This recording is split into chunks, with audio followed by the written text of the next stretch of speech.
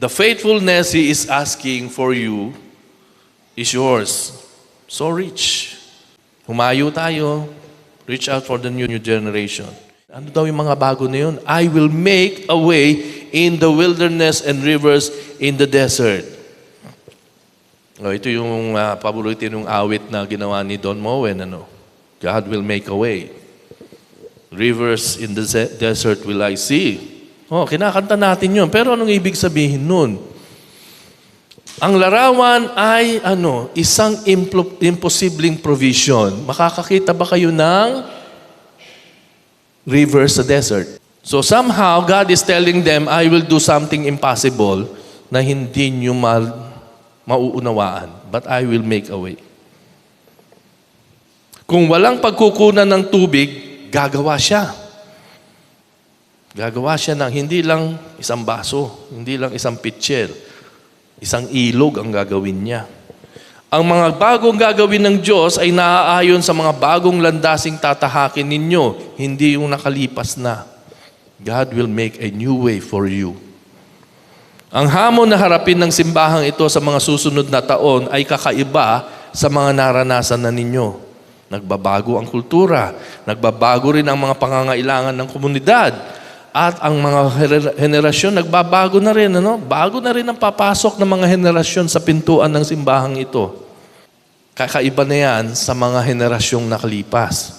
Pero hindi yun ang problema. Ito ay calling.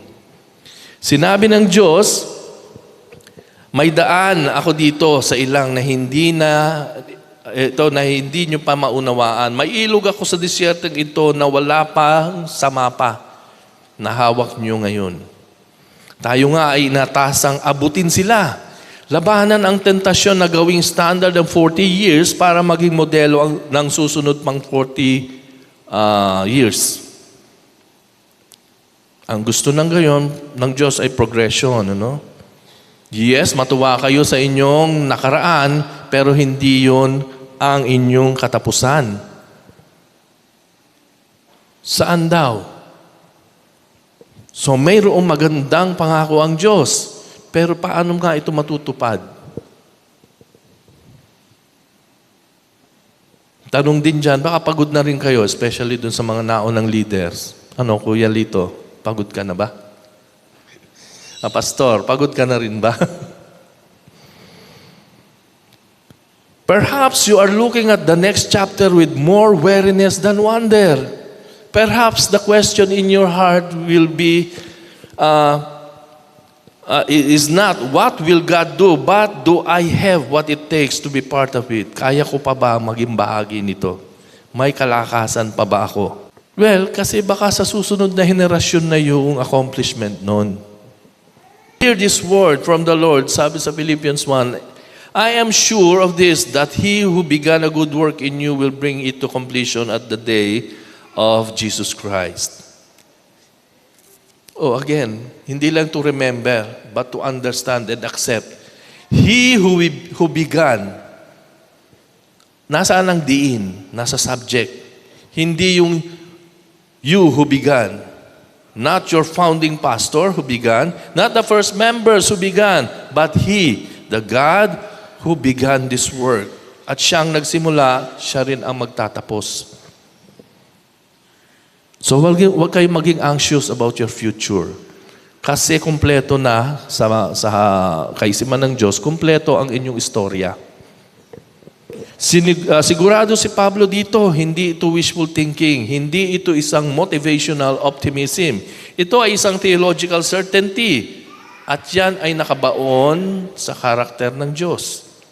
Hindi niya iiwan ang kanyang pinasimulan. You can be sure of that. Hindi siya nagsisimula ng simbahan at mawawalan siya ng gana. Hindi niya binuhos ang 40 years na grasya sa simbahang ito at iiwan lang niya next year. Hindi siya ganon. Tayo mawawalan ng gana, pero ang Diyos, hindi.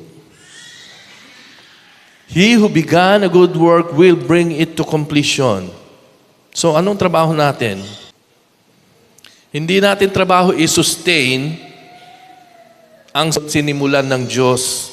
Ang trabaho natin ay maging bahagi, mag-participate faithfully sa kanyang ginagawa at tinatapos. Sigurado ang completion. Tapos na yun. The faithfulness He is asking for you is yours. So rich.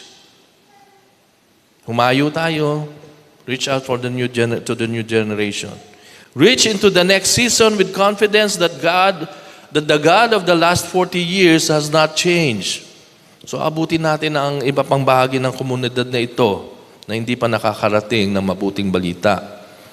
Aabutin natin ang susunod na henerasyon na kailangang makita, maranasan ang isang simbahang hindi lamang nakatawid, kundi isang buhay, puno ng Espiritu at naniniwalang si Jesucristo ay same yesterday, today, and forever.